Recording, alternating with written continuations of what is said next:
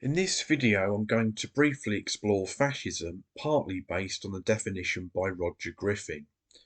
There is more than one definition of fascism, but though probably not perfect, I would say that Griffin's definition is accurate, for me more accurate and more useful than Umberto Eco's definition.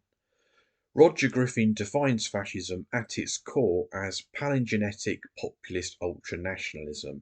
So what do these words mean? Well, palingenesis means a national rebirth myth, a national rebirth under the image of some idyllic past, and a modern interpretation of such an illustrious past, which is why, for Griffin, fascism is a modernist ideology. Populism refers to a political approach that strives to appeal to ordinary people who feel that their concerns are disregarded by established elite groups. With fascism, populism is distorted. It is people perceived to be foreigners, so-called degenerates, and political opponents who are viewed as working together to harm the nation, and as part of an elite pulling the strings that the ordinary people have to fight back against. People perceived to be foreigners, so-called degenerates, and political opponents are seen as enemies and are viewed as unhealthy, unwanted, decadent elements that must be gotten rid of to cleanse or to remedy the nation. Anyone perceived to be at all different can be othered and scapegoated by conservatives, nationalists, and fascists. Many fascists and ultranationalists these days believe in the so-called Great Replacement conspiracy theory, which is based on exaggerated readings of immigration statistics and unscientific racist views. This conspiracy theory was once used by the Nazis against Jewish people, but is today used by those on the far right against Muslims, refugees, and immigrants. Ultranationalism means that only your country is entitled to full rights and should impose itself on other countries. It is superiority and advancement at the expense of others, which is extremely bad in itself. Ultranationalism is always reactionary and always consists of bigotry, including racism, xenophobia, sexism and misogyny, and queerphobia. Also ableism. This is not always obvious to people though, and ultranationalists these days employ dog whistles in order to disguise, legitimise and normalise their bigotry. Fascism is of course a totalitarian ideology, and all fascist societies and organisations are dictatorships that tend to employ a cult of personality or a so-called man of destiny mythology around the leader. Fascism is completely opposed to democracy and also any ideas of freedom and equality, which fascists view as being weak and decadent. According to Roger Griffin, there are three main components of fascism. One, the rebirth myth or palingenesis. Two, populist ultranationalism. And three, the myth of decadence. According to Griffin's criteria, which is certainly nuanced, there have been right-wing dictatorships that were not fascist but were said to be fascist, such as Francoist Spain, the Dollfuss regime of Austria, Argentina under the rule of Perón, and Portugal when that country was ruled by Salazar. These regimes are described by Roger Griffin as para-fascist. Para-fascist regimes are authoritarian and conservative and employ some characteristics of fascism, but they mimic fascism in order to stamp out dissent and impose the status quo, and are just as repressive as fascism in practice. Fascism does not have to be corporatist. If it suits fascists, they could well employ neoliberal capitalism. This is something that is definitely a possibility. Nazi Germany was probably more like state-controlled capitalism. Fascist Italy aimed for the same goal but with corporations. A strain of French fascism employed syndicalism as a type of economy, but had dictatorship, the concept of so-called cultural superiority, and a modern version of a rebirthed French ideal. This is why fascism is the great chameleon. It can take many forms, but the essence remains.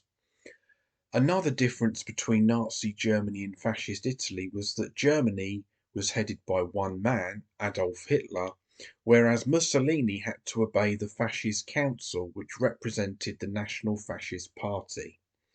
Yet another difference between these two fascist regimes was that Italy was based on supposed cultural superiority, whereas Germany was based on supposed racial superiority.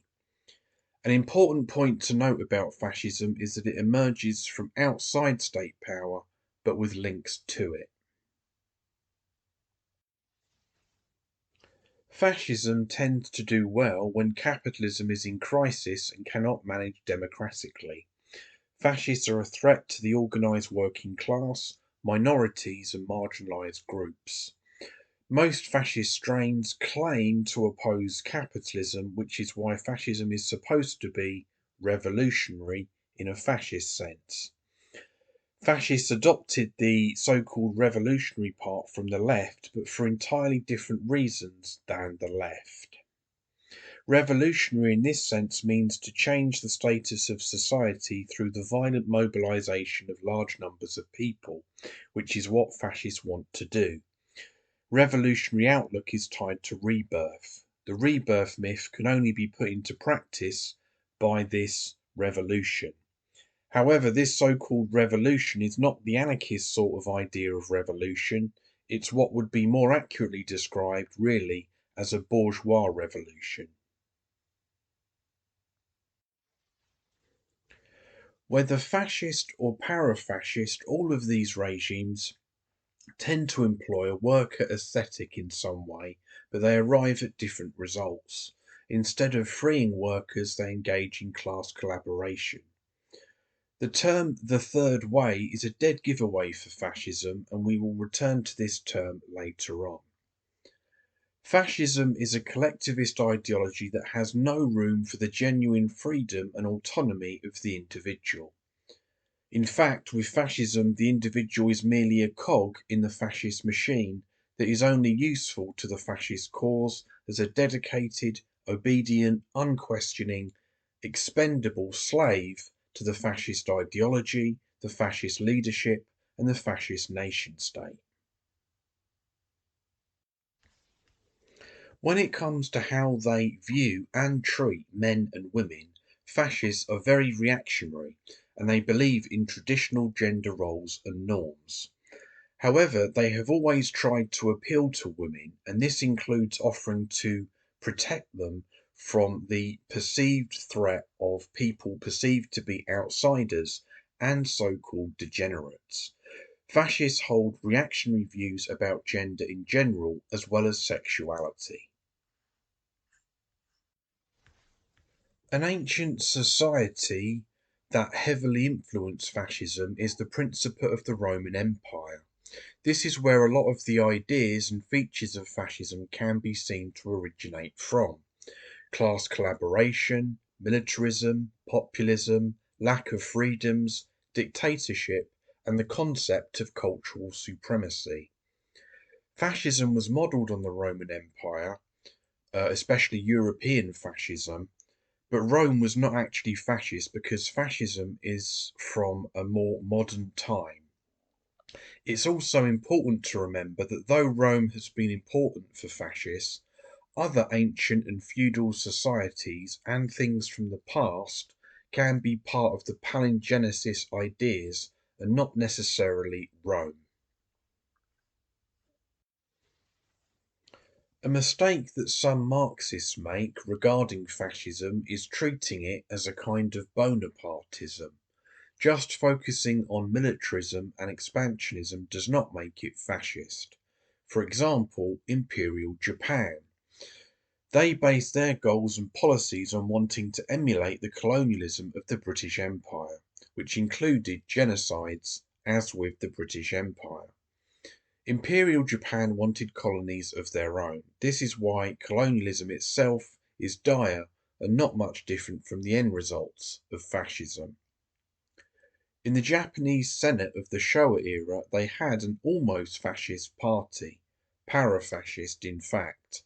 They were called the Imperial Way faction and were defeated, several of their members being assassinated because they were seen as contrary to the so-called divine will of the emperor. They were para-fascist but were enemies of the conservatives. They lacked the palingenesis but were revolutionary in a fascistic sense. So, regarding the core components of fascism, what is the myth of decadence? It can be expressed in the following sort of sentiments. Art is not art anymore. People don't respect each other anymore. We don't respect the elderly these days. The nuclear or traditional family is under attack. We need a strong leader to bring those things back. The myth of decadence can manifest in anti-Muslim bigotry and anti-migrant and anti-refugee rhetoric. The decadence myth can appear in the following ways. Because we accepted immigrants or refugees, our women have been sexually abused. Because we did this, violence is everywhere and criminality has skyrocketed. We have to put up with those noisy mosques. Fascism can be seen as having a type of economy known as dirigism, which is related to state capitalism.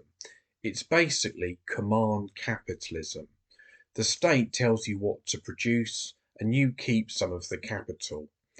This is the same kind of economy that they had in the USSR. It's just a different type of capitalism. Capitalism in one country, controlled by the dictator and or the ruling party. However, Hitler and Mussolini claimed that they were not capitalist, but different. This is where the term the third way comes along. State so-called communism or socialism starts from different roots to fascism, class antagonism, while fascism has national rebirth, but they both end up in a similar sort of place. And interestingly, Stalin's type of so-called communism adopted populist ultra-nationalism.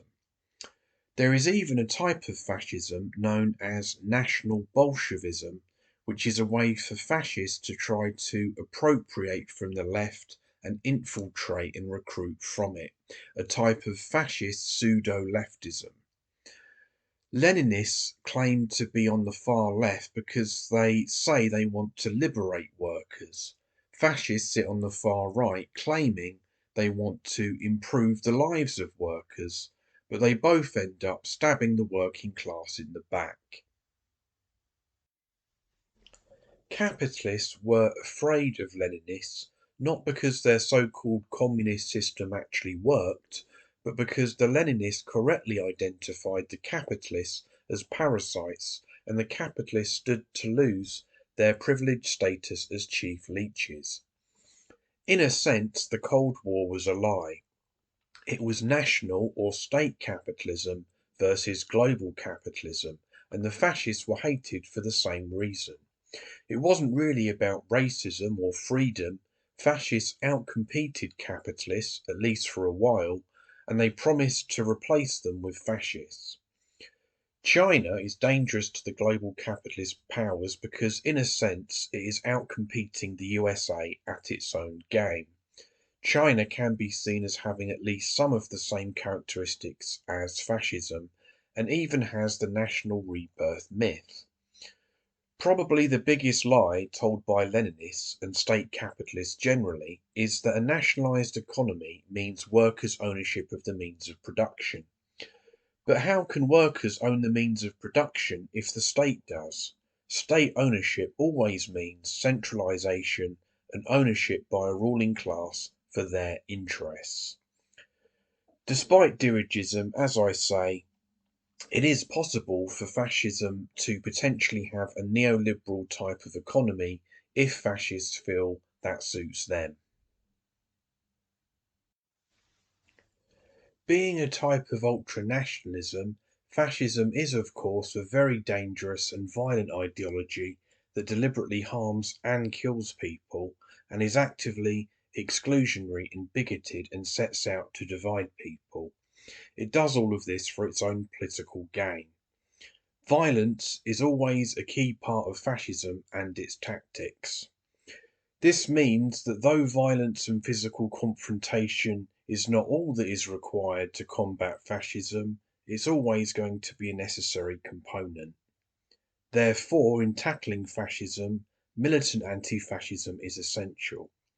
Militant organising that can physically, forcefully deal with the fascist threat and that effectively appeals and connects with people, particularly working class people. Any so-called anti-fascism that does not do this and that relies on state politics, state organisations and electoralism has not got what it takes and is counterproductive.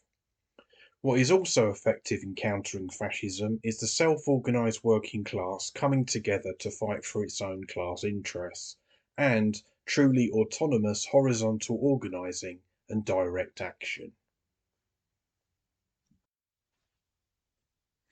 As anarchists, we must genuinely oppose capitalism and fight for anarchy rather than being ideologically anti-fascist and supporting capitalism, the state, political parties, or representative democracy against fascism. Fascism and capitalism have the same enemy, the self-organised and rebellious working class and the free autonomous individual. Fascism stabilises the capitalist system when it is in crisis, and this is always to the detriment of working class and marginalised people and the individual. History shows that we must oppose both and work towards creating a new, truly free world where we have the power and not any kind of ruling class, state, or political party. As the Friends of Jurity group said in 1939, it was democracy that defeated the Spanish people, not fascism. As Jurity himself said, quote, "No government in the world fights fascism to the death. When the bourgeoisie sees power slipping from its grasp, it has recourse to fascism to maintain itself." End quote. The fight against fascism must be truly anti-capitalist and revolutionary and include the fight against capitalism and representative democracy and for genuine liberation.